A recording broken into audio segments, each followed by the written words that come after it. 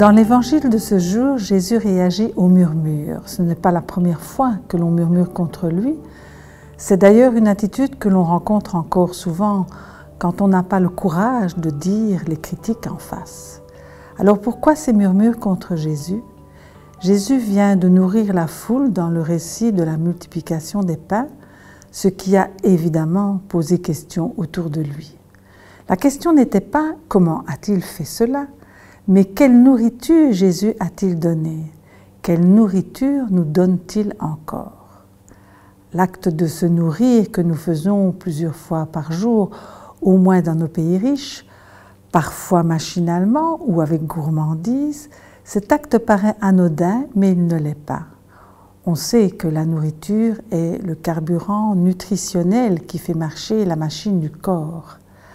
À notre époque, on a davantage pris conscience avec la pollution, la culture bio, qu'en mangeant, on assimile toutes les propriétés de ce qui entre dans notre bouche, tout ce que l'on porte à sa bouche, le bon comme le mauvais.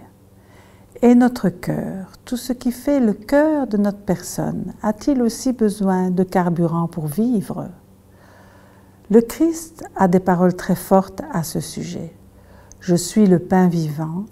Il s'agit donc d'assimiler quelqu'un de vivant, d'assimiler le Christ, de faire de sa vie à lui, ma nourriture à moi, pour dépasser les besoins premiers du corps, comme il le rappelle dans le récit de la manne. « Vos pères sont morts ».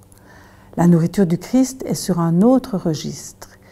Il ne s'agit pas des besoins du corps, mais peut-être des besoins de l'âme. Ce mot, tombé en désuétude, que j'aime utiliser, il rassemble le cœur, l'esprit et la quintessence de toute la personne. Le Christ serait la nourriture de l'âme qui permettrait au corps de donner sa pleine mesure avec ses limites, malgré ses limites, et d'aller vers une vie en plénitude.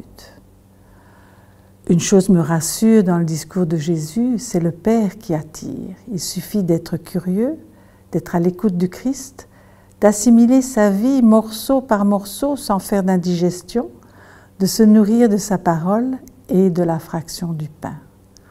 On ne peut pas ne pas penser à l'Eucharistie dans ce discours de Jésus. Chacun de ceux qui participent à l'Eucharistie assimile les mêmes nutriments, le même Christ nourriture, pain vivant. C'est la fraction du pain qui fait ciment entre nous. J'ai besoin de mes frères pour que la vie du Christ soit vraie nourriture pour moi et m'éviter l'autosuffisance. Alors devenons ce que nous recevons, devenons frères en Eucharistie.